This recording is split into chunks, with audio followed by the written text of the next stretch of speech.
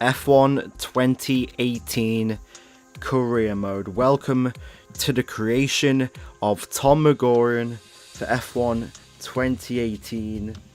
That's it, the game's finally here, midnight, and that's it. Driver creation for the 2018 game.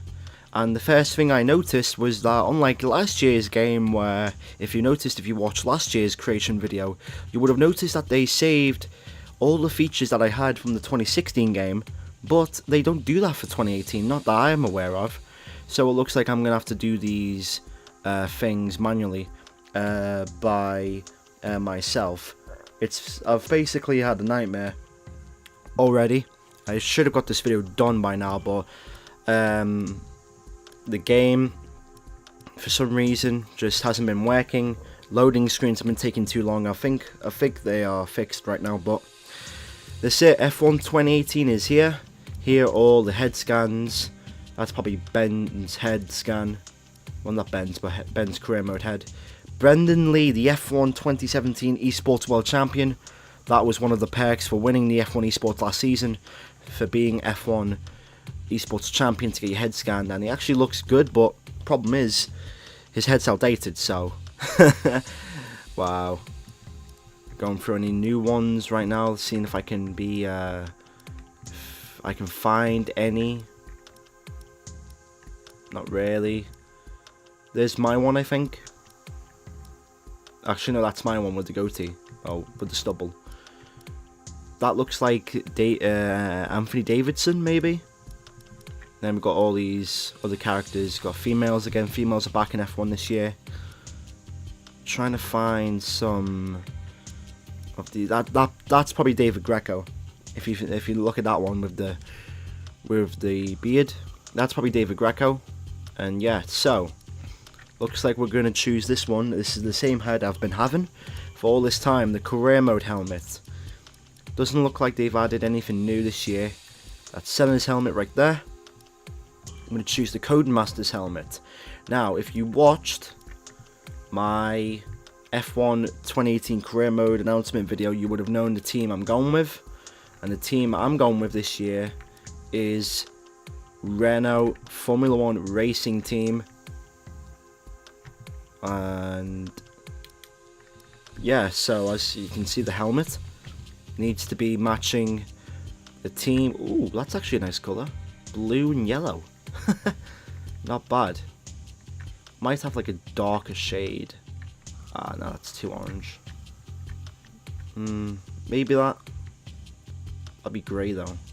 Actually, I know what I can do. I can make that yellow, and the detail can be grey. That's pretty much perfect.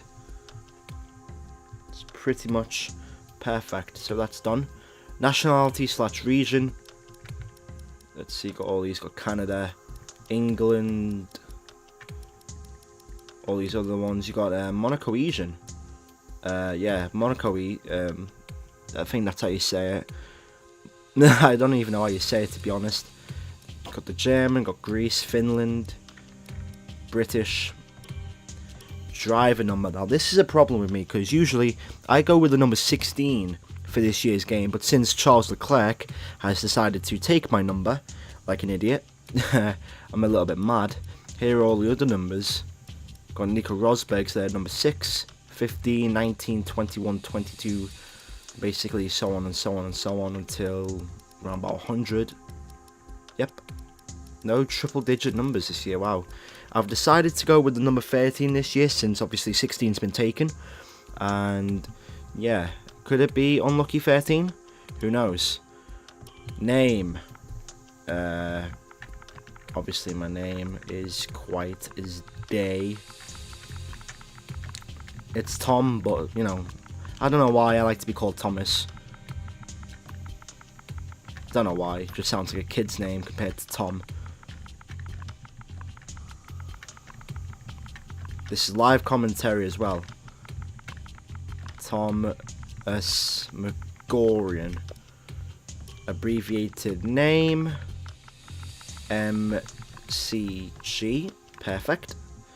audio name. This is one of the new features of the F1 2018 career mode. They got David Croft in and they recorded what, 100, well not hundreds, but a dozen of names. As you can see, look at that: Jones, Lewis, McDonald, Martinez, McBride, Mr. Monaco. Wow, what a name. O'Brien, O'Connor. Do they have McGregor? No, they don't. They don't have McGregor. Wow. And plus, what's also funny is that some of the normal names, like David or Liam or Ben, like they're not even in the game. But as you can see, there's mine, Thomas. Let's just hear. Thomas. There we go. Perfect. So, Thomas, and that's it. This is me for F1 2018 career mode. And yep, so here it is. Time to get into the career mode features. Prove you are ready. I am ready. Team selection. You'll now need to select a team. As I've said, I'm going to go with Renault. Let's see what Renault. Oh, Renault are sportsmanship. Wow, very interesting. So I might not get along with Renault actually. But here's all the other teams. Williams, sportsmanship. Well, showmanship. Alfa Romeo, showmanship. Toro Rosso, showman. Force India, well, Racing Point Force India, because by the time this video is out, they've actually been rebranded because of the new owner. McLaren, sportsman. Haas, showman. Renault, sportsman. Red Bull, showman. Mercedes-Benz, sportsman. And Ferrari, showman. And notice how Ferrari are just ahead of Mercedes. So, just like last year's game, well, I don't think it was last year's game, but last year's game, Mercedes were ahead of Ferrari. Now this year, it's the opposite. Ferrari ahead of Mercedes. Looks like we got the 4th best car. Not bad. McLaren are former champions and have been pushing once again in recent years. They need drivers to continue the development to complete the charge towards the top. That's good. Chassis, the RS18. They've actually got a decent car. Look at that. They've got a decent car. Teammate. Now a lot of this is going to be an interesting feature because a lot of people will expect me to pick Nico Hülkenberg since he's the #1 driver, but I think Nico Hülkenberg is a little bit overrated and I value Carlos Sainz a lot more, so we're going to go with Carlos Sainz as the teammate for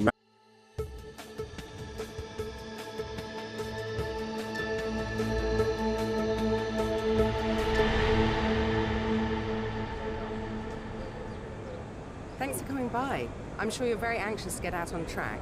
It's taken a lot of effort to get to F1. Congratulations. But the real work starts now. This is Claire, motorsports journalist. Nice to meet you. You'll be seeing quite a lot of me throughout the season. So, you had a pretty impressive junior career. How are you feeling about your move into F1? Do you think you have what it takes? Let's save the questions for a proper interview, shall we? I'm sure you'll have a lot more to talk about once there's been some action on track. I think we could fit you in after FP1 if you're free. That works for me. I'll grab you the second you finish on the track. Remember, the relationship you have with the team can be affected by what you say to the media, so be careful. Anyway, it's time to catch up with Carl. He's waiting for you in the data center. Good luck out there today.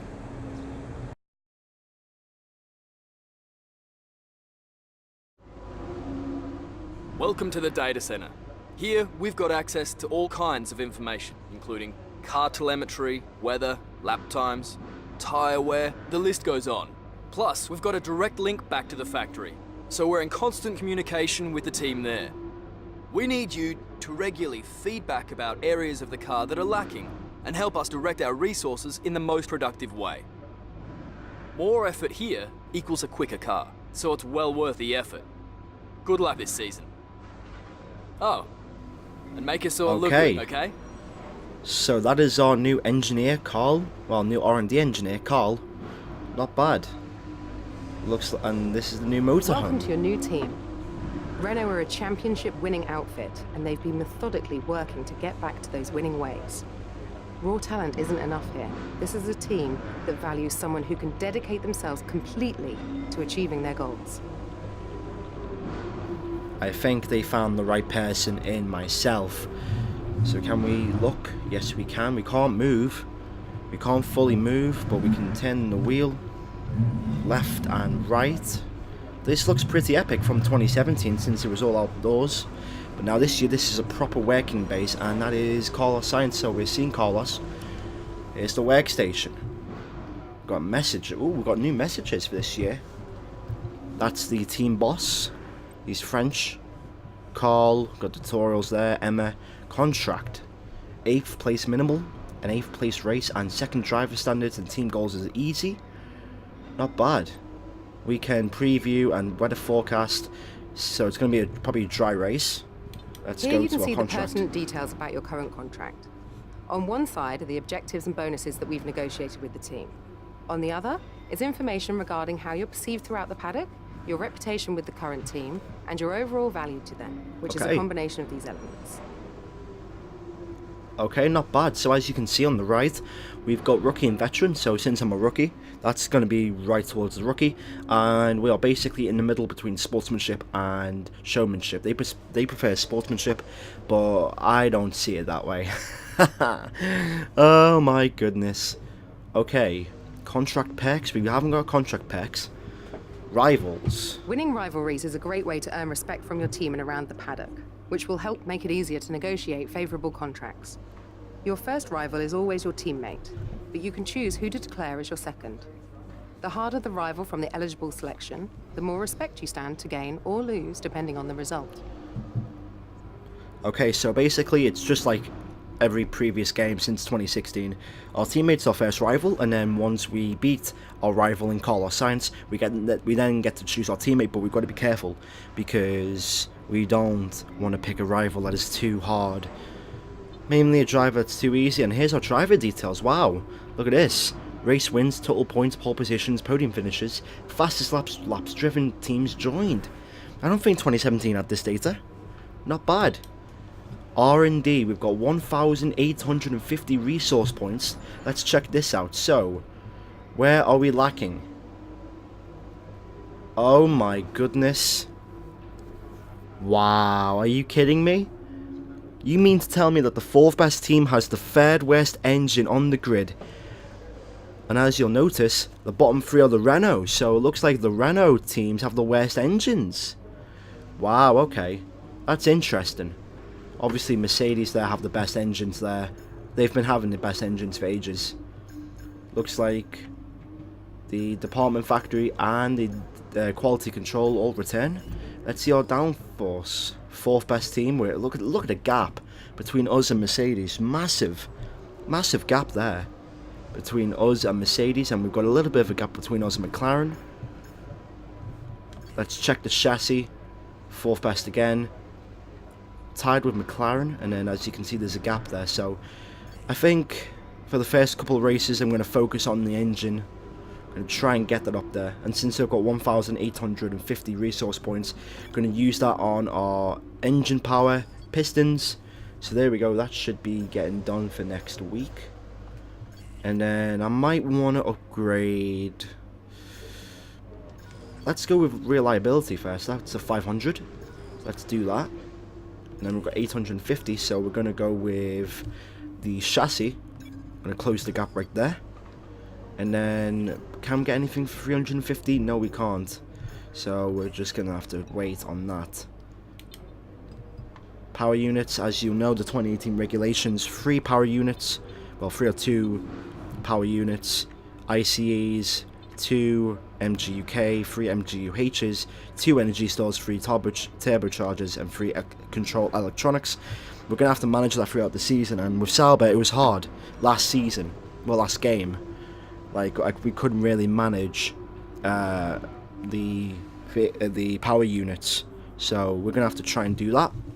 Gearboxes, we only have, wow, 1 gearbox throughout the season. Wow, wait, oh. So we have 1 practice gearbox and 1 event gearbox, so that's for qualifying and races. Not bad.